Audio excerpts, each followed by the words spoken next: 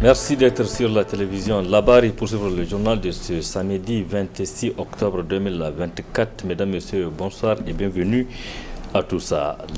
L'actualité au Niger, vous le savez, reste dominée par le décès de Hama Amadou, ancien Premier ministre et ancien président de l'Assemblée nationale, le jeudi 24 octobre 2024, ici même à Niamey. Hama est décédé à l'âge de 74 ans. Il a été enterré hier vendredi à son village natal, Yuri, à une trentaine de kilomètres de Niamey. Des réactions donc fusent de partout pour rendre un hommage à ce grand homme politique nigérien. On propose de suivre aujourd'hui le témoignage rendu donc par l'ancien Premier ministre Ibrahim Hassan Meyaki à Hama Amadou. Le résumé avec Adam Soumana. Nous enterrons aujourd'hui un fils unique du Niger. Unique car il cristallise l'histoire unique de ce pays. Personne ne pourra dire qu'il n'a pas tout donné. Personne ne pourra dire qu'il n'a pas tout subi. Il fait partie sans aucun doute de ceux que nous retiendrons comme ayant tout donné pour construire et non pour haïr. Nos ancêtres nous ont appris que la haine est pour les lâches et les mécréants. Les oraisons funèbres sont des moments pour nous rappeler notre propre mortalité. Dans les chemins sinueux de notre destin, il y a une fin et c'est à partir de cette fin que nous contemplons le chemin parcouru. J'ai connu Hama Amadou il y a 50 ans. Il n'y a pas eu en 50 ans une conversation où il n'avait pas une idée pour que son peuple aille mieux et aucune n'était pour mettre en prison ou humilier. La rareté de cette qualité est ce qui fait qu'un homme est politique au sens réel du terme. Il est le seul qui ait pu m'amener en politique alors que je ne comptais pas en faire. Il avait toujours une parade au découragement et à la lamentation. Quand nous regardons son cheminement d'administrateur territorial à ministre, Premier ministre et président de l'Assemblée nationale, il y a une constante qui peut être définie comme l'art de faire avancer le monde.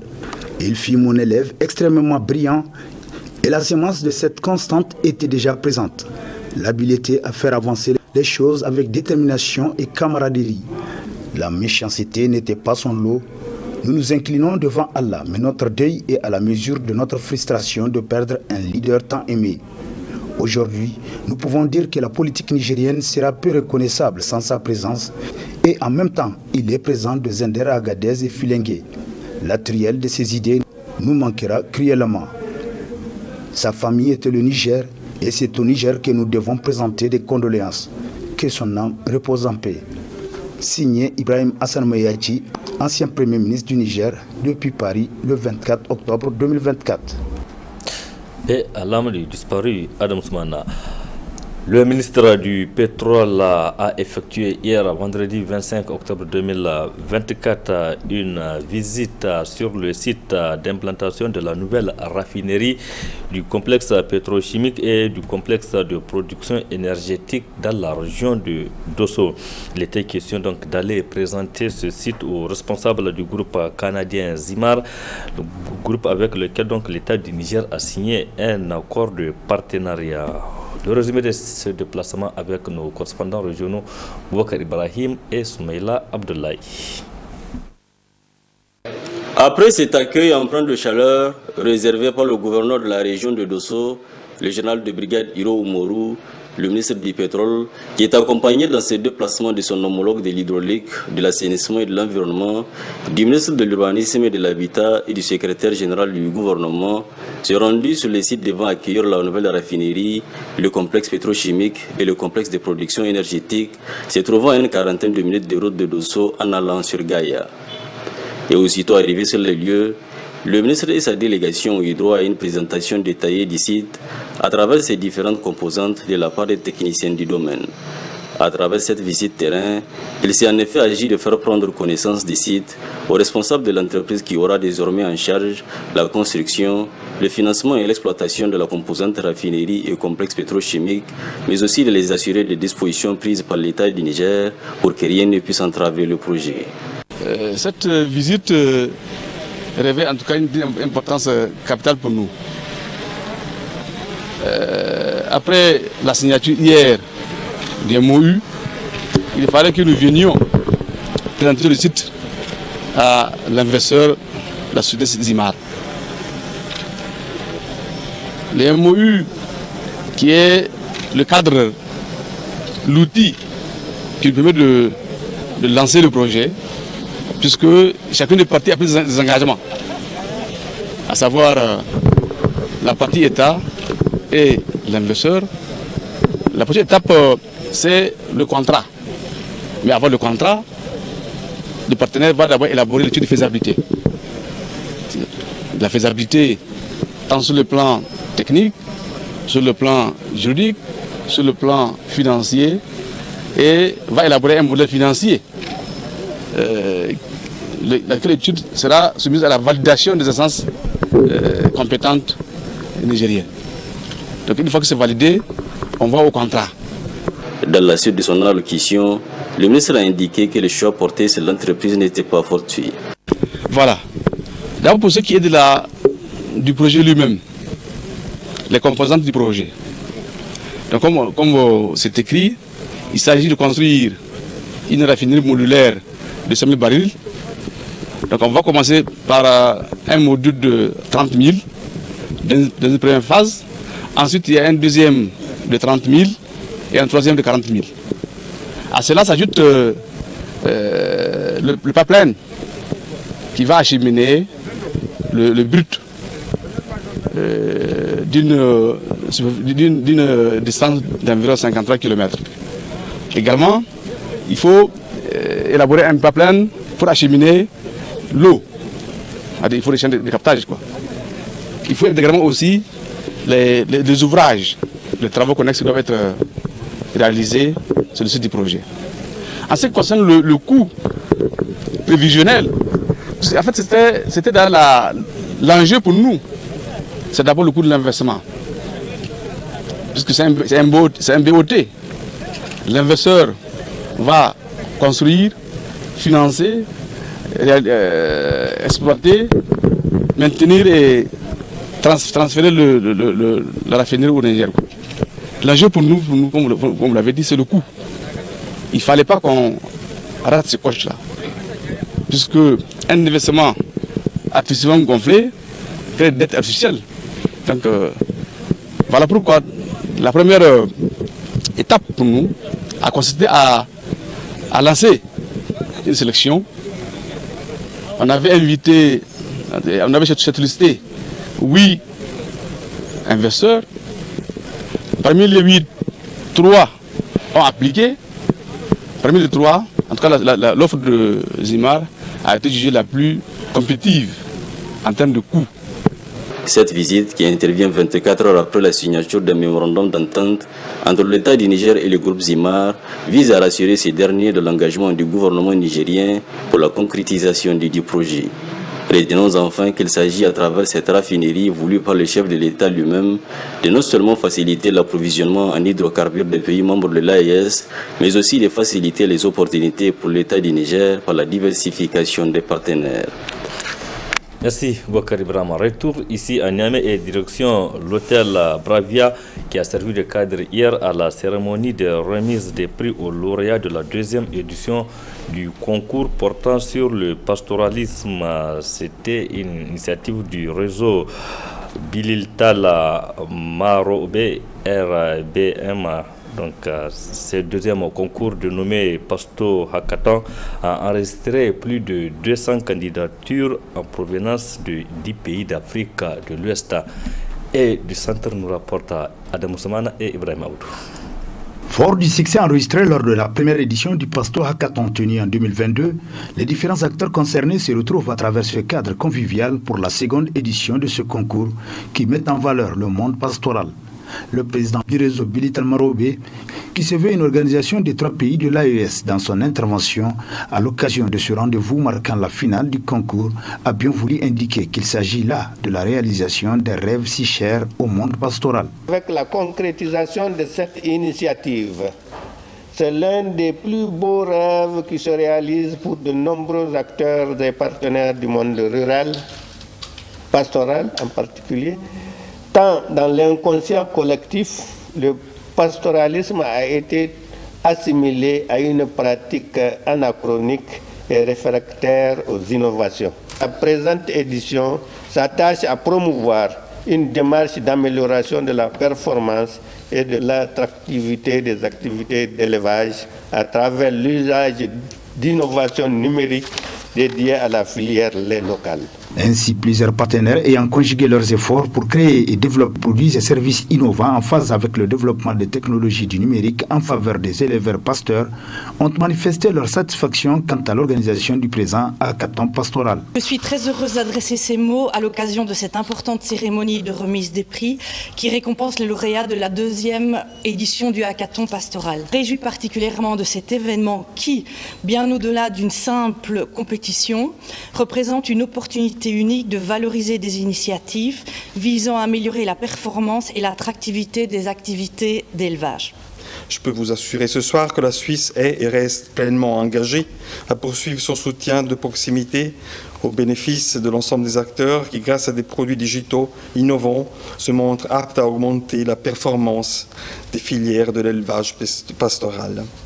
Ces innovations, conçues dans une démarche endogène, contribue par ailleurs à la réalisation des objectifs de l'Alliance des États du Sahel en matière de souveraineté technologique et de développement autonome. Les défis auxquels est confrontée notre filière lait locale requièrent des solutions novatrices. Le ministre en charge de l'élevage, en présidant la cérémonie de clôture de ce concours, qui a enregistré 264 candidatures issues d'une dizaine de pays d'Afrique de l'Ouest et du Centre, n'a pas manqué de souligner l'importance qu'accordent les plus hautes autorités à la chaîne de valeur lait locale pour l'épanouissement du monde rural en général et celui pastoral en particulier. Malgré son apport non négligeable à l'économie du pays, la chaîne de valeur lait locale fait face à d'énormes défis, dont le principal est celui d'assurer durablement aux populations une consommation du lait et produits laitiers de bonne qualité. C'est pourquoi cette 2e édition du hackathon pastoral, dont l'objectif est de tirer les leçons apprises des innovations digitales primées en 2022, cadre avec les nouvelles orientations des autorités car elles favorisent la mise en place de nouvelles institutions numériques focalisées sur la promotion de la filière du lait local au Sahel et en Afrique de l'Ouest.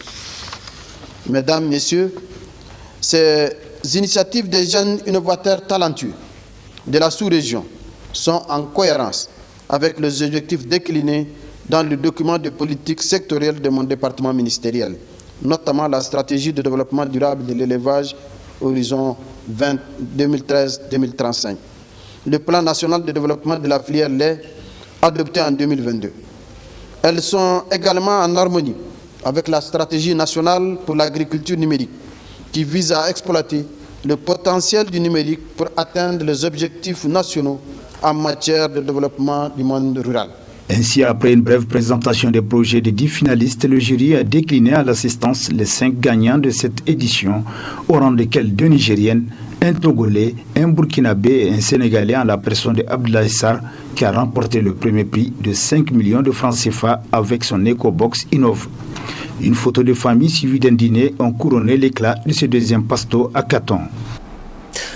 Direction Tillabéri, à présent où la commune urbaine de Tillabéri se prépare activement pour mener une guerre sans merci contre l'insalubrité après l'acquisition d'engins d'hygiène et d'assainissement au profit de la ville. Il s'agit donc d'une dotation sur fonds propres de la mairie estimée à plus de 100 millions de francs CFA. Retrouvons Adam Soumana et Jibonou. La capitale du fleuve Tillabéri, à l'image de plusieurs centres urbains du pays, fait face à la récurrente problème d'insalubrité. En effet, le constat est amer en faisant le tour de la ville avec des tas d'immondices jonchant les habitations. Pour remédier à ce problème, la municipalité n'a pas lésiné sur les moyens. Les dépotoirs débordés, les rues étaient devenues impraticables et ces conditions avaient des conséquences sanitaires graves pour nos concitoyens. Face à cette situation critique, mes collaborateurs et moi-même n'avons ménagé aucun effort pour remédier à cet état de fait. Et aujourd'hui, nous pouvons fièrement assister à l'aboutement de ce projet, symbolisé par la remise de ces engins. Je tiens à rendre un hommage mérité à toutes celles et ceux qui ont contribué à l'aboutissement de ce joyau. Et je vous assure que ce n'est qu'une étape dans un long processus d'amélioration du bien-être de notre population. D'autres projets d'envergure nous tiennent beaucoup à cœur et nous continuerons à œuvrer ensemble pour un avenir plus sain et une meilleure qualité de vie de notre commune. Enfin, je lance un appel solennel à tous les citoyens de Tillabéri à se joindre à nous pour bâtir ensemble une commune urbaine digne de ce nom. C'est ensemble que nous pouvons et c'est ensemble que nous pourrons. Une dotation visant à rendre coquette la ville que les différentes couches socio-professionnelles ont appréciée à sa juste valeur au nom des populations, à l'instar du premier responsable de la région qui a au nom de la population et au nom des plus hautes autorités du pays salué le don de soi de l'administrateur délégué de la commune urbaine. C'est avec une grande satisfaction que je prends la parole en cette occasion mémorable qui marque une avancée significative dans les efforts pour améliorer l'hygiène et l'assainissement de notre belle commune, chef-lieu de la région de Tillabéri. La réception de ces engins flambant neufs, un tracteur et une benne, acquis sur fonds propres de la mairie pour une valeur de 110 670 000 francs CFA, témoignent de l'engagement fort et constant des autorités locales à répondre aux besoins urgents de la population. Au nom des plus hautes autorités de ce pays, à la tête desquelles son Excellence le général de brigade Abdraman Tchani, président du Conseil national pour la sauvegarde de la patrie, chef de l'État et son Excellence le Premier ministre Maman Lamine Zen, je tiens à vous féliciter pour avoir accompli cette mission qui leur tient particulièrement à cœur. Ils suivent de près les avancées en matière de développement local et sont fiers des efforts que vous déployez au quotidien. Ainsi, après 6 mois de fonction, l'administrateur délégué a su gagner les cœurs des populations de Tillabéri et pour cause ces actions concrètes réalisées en si peu de temps. En guise de reconnaissance, le conseil communal de la jeunesse de Tillabéri a décerné un témoignage de satisfaction à l'administrateur délégué de la ville pour sa bonne collaboration et services rendus à la population, notamment la jeunesse de la capitale du fleuve. Du sport pour boucler ce journal, c'est pour parler de la clôture cet après-midi au centre technique de la Fédération nigérienne de football FENIFOOT du tournoi de football de l'Académie du football de l'AS Garde nationale. Après plus de 3 semaines de compétition, cette première édition a pris fin sur une note de satisfaction générale avec le sacre des équipes de l'AS Garde nationale dans les 2 catégories qui sont U15 et U13. Le résumé dans cet élément. C'est un tournoi organisé par l'Académie de football de l'association sportive de la Garde nationale, dénommée Coupe du Haut Commandant de la Garde nationale. Du 28 septembre au 25 octobre 2024, 7 équipes de moins de 15 ans et moins de 13 ans se sont confrontées sur le terrain du centre technique de la Fédération nigérienne de football FENIFOOT. Un tournoi qui vise à offrir un cadre aux jeunes de s'exprimer à travers le football. L'objectif visé à travers ce tournoi, c'est de préparer les jeunes. Donc c'est vraiment pour mettre nos jeunes poulains en jambes. Voilà l'objectif premier visé par l'organisation de ce tournoi. On est satisfait du niveau de la compétition. Tout de suite, je disais au président que vraiment les jeunes, nous avons vu, en tout cas moi, par rapport à cette finale, que les jeunes ont le niveau et puis il y a un fond de jeu qui est là. On peut compter sur ces jeunes-là pour la relève. Ce tournoi qui est à sa première édition est une opportunité pour les initiateurs de promouvoir le football à la base. À disposition, nous allons toujours continuer à organiser ce genre de tournoi avec l'appui de nos partenaires et du haut commandement de la Garde nationale. Au terme de 2 finales, ce sont les 2 équipes de l'association sportive de la Garde nationale qui ont remporté les trophées mis en jeu. Dans la catégorie de U15, l'AS Garde nationale a battu l'AS Batanou 4-0. Et chez les U13, l'AS Garde nationale s'est imposé face à l'AS Niamey 2000 4-3 après les séances de tir au but. Au temps réglementaire, les 2 équipes se sont séparées sur un score nul et vierge. En plus de ces trophées, les meilleurs joueurs qui se sont fait distinguer ont été récompensés. Félicitations donc aux vainqueurs et vivement la deuxième édition. Point final de cette édition.